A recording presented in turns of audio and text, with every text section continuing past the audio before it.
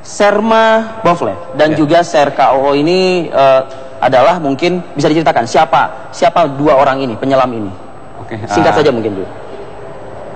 Terima kasih untuk anggota kita yang sedang berada di sana, khususnya yang terjun langsung di lapangan. Yang dua orang tersebut adalah, yang pertama adalah Sersan Mayor Marinir Bovlen Sirait, kemudian yang kedua adalah Sersan Kepala Marinir OO Sudarna. Oke, ya. Ini memang berada di kesatuan batalion yang dipimpin oleh Mayor Samson tentunya ya. Oke, dan juga kita ingin tahu juga kondisi laut begitu pada saat kedua penyelam marinir ini masuk ke dalam seperti apa, dan mungkin tantangan seperti apa juga yang perlu kita ketahui dari lokasi ini. Harapannya pagi ini sudah ada upaya untuk mengevakuasi apa yang sudah ditemukan oleh kedua penyelam marinir ini begitu. Kita update dulu Pak Ridwan ke rekan kita yang berada di Pangkalan Bun, Kalimantan Tengah. Ada tepatnya di Pelabuhan Kumai. Ada rekan kita Aso Andi Marmin. Selamat pagi Aso.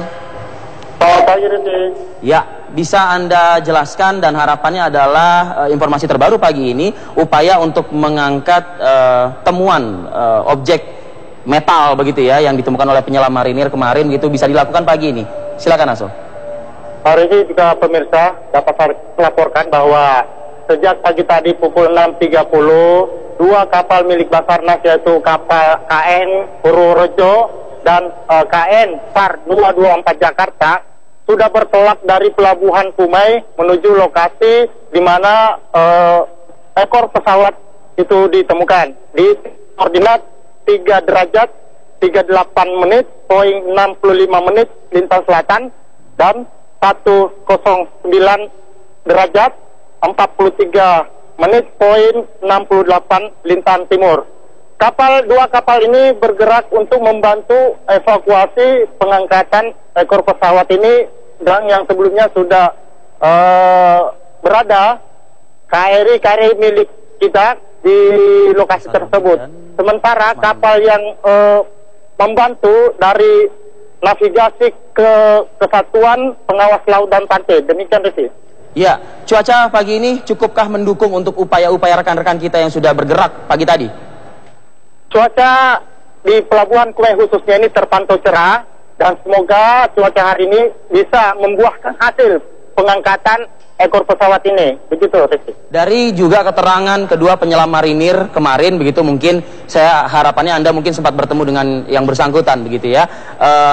Cukup cepatkah perubahan cuaca? Karena begini, Aso, saya di sini sempat pre-interview atau berbincang dulu begitu dengan Mayor Samson Sitohang selaku Komandan Batalion Taifib.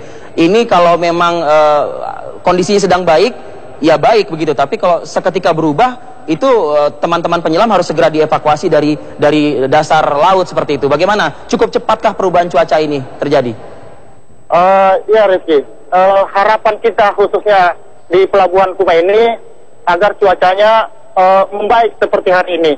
Karena di cuaca yang ada di Kalimantan Tengah ini berfluktuatif. Kadang pagi ini cerah, kemungkinan siang bisa terjadi ekstrim atau ke sore hariannya.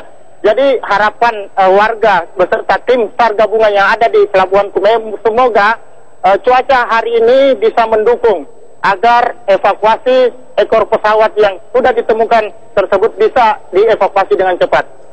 Saya yakin tim BMKG juga ikut mengawal jalannya proses evakuasi ini begitu.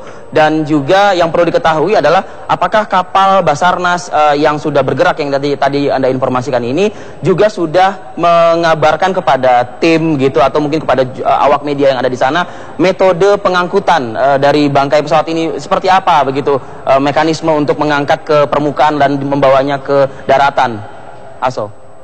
Untuk evakuasi ekor pesawat ini, kami belum mendapat informasi dari Basarnas seperti apa evakuasi ini. Namun dimungkinkan karena ekor pesawat ini dengan bodi besar, kapal yang sudah sebelumnya berada di lokasi yang dari navigasi yang mempunyai kren dan alat untuk mengangkut pesawat tersebut di atas tongkang, itu bisa dievakuasi ke Pelabuhan Kumai, Rizky. Baik. Aso Andi, terima kasih informasi Anda untuk pagi ini. Harapannya Anda bisa mengabarkan kembali lagi kepada kami bila memang ada sesuatu hal yang publik layak ketahui ataupun juga terlebih khususnya keluarga dari penumpang KZ8501. Aso, terima kasih. Laporan langsung Anda dari Pelabuhan Kumai, Pangkalan Bun, Kalimantan Tengah. Mayor Sitohang dan juga Pak Ridwan, kita masih akan terus membahas ini juga sambil juga melihat gambar-gambar rekan Mayor Samson tentunya ya, yang kemarin sudah berhasil mengetahui keberadaan ekor pesawat KZ8501. Kami akan kembali saat lagi.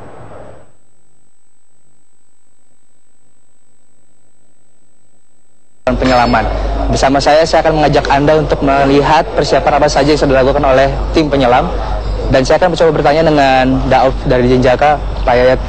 Pak Yayat. Ya, selamat pagi Pak. Pagi. Mungkin bisa dijelaskan sedikit Pak, apa aja Pak alat-alat yang dibawa Pak di dalam ini alat-alat yang kita siapkan untuk secering yang pertama itu alat selam. Alat selam untuk yang di PK pertama itu ada 6 set kita siapkan. Yang di sini kita siapkan 5 set alat selam.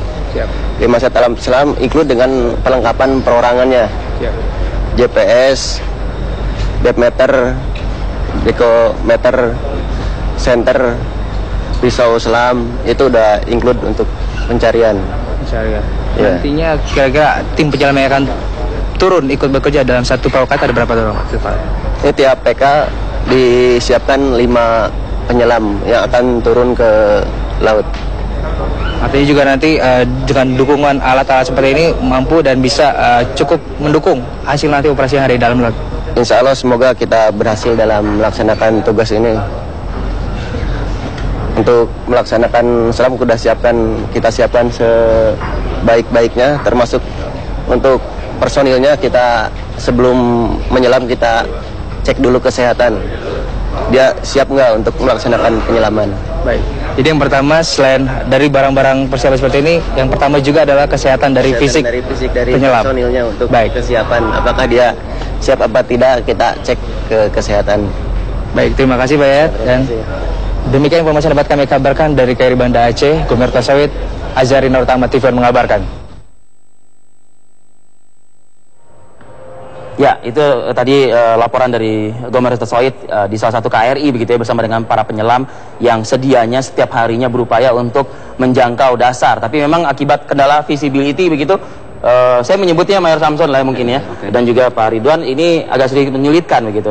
Saya ke Pak Ridwan terlebih dahulu sambil kita melihat foto-foto rekan-rekan yang kemarin berhasil menjangkau ekor pesawat KZ8501. Ada laporan nggak Pak pagi ini atau mungkin sampai dengan malam hari tadi begitu? Visibility terbaru dan lain sebagainya terkait dengan kondisi laut yang dijangkau oleh dua penyelam kita ini. Baik, terima kasih. Sampai saat ini informasi yang saya terima di lapangan, dari malam sampai pagi ini kondisi cuaca ini lebih kondusif, sehingga diharapkan dengan kondisi cuaca yang kondusif ini akan memudahkan tim penyelam untuk melaksanakan kegiatan penyelaman karena faktor visibility. Kalau kita lihat foto pun juga seakan-akan meskipun ini diambil fotonya ini kan oleh dua penyelam kita, penyelam marinir ini jaraknya tidak terlalu jauh juga gitu, cukup dekat. Tapi untuk melihatnya juga sulit ya Pak Ridwan ya? Susah, karena kita mempunyai keterbatasan jarak pandang. Kalau ke lumpurnya terlalu pekat, bukan hanya karena sinar matahari yang bisa masuk ke air yang mempengaruhi jarak pandang, tapi lumpur yang di dasar laut itu juga mempengaruhi jarak pandang bagi penyelam untuk bisa melihat sekitarnya atau objek yang ditargetkan. Nah, sekarang ini kondisinya lebih kondusif, cuaca terang, kondisi lumpur juga relatif tipis gitu ya. Sehingga penyelam ini mudah untuk melihat kondisi ekor pesawat yang sudah kita ini. Seperti inilah Pak, kalau kita melihat di permukaan ya Bang Samson, jelas lah kalau di permukaan ya kan begitu kan. Tapi ketika ditembak atau difoto oleh Serma Bovlen ataupun juga dengan Serka OO begitu, ini kita pun juga masih cukup sulit juga untuk melihat karena tadi disampaikan oleh lumpur yang mungkin juga masih menghalangi begitu. Ini bisa dijelaskan singkat nggak Pak Ridwan?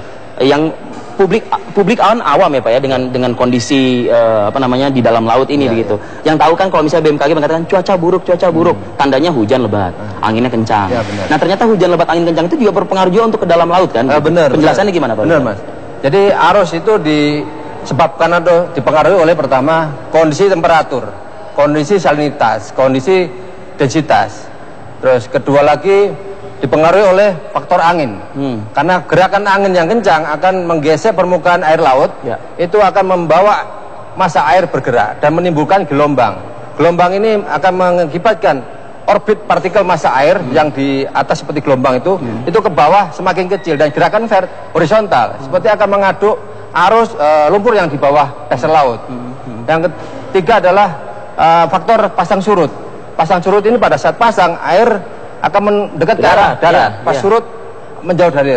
Nah ini gerakan ini juga akan seperti gerakan membawa partikel-partikel lumpur.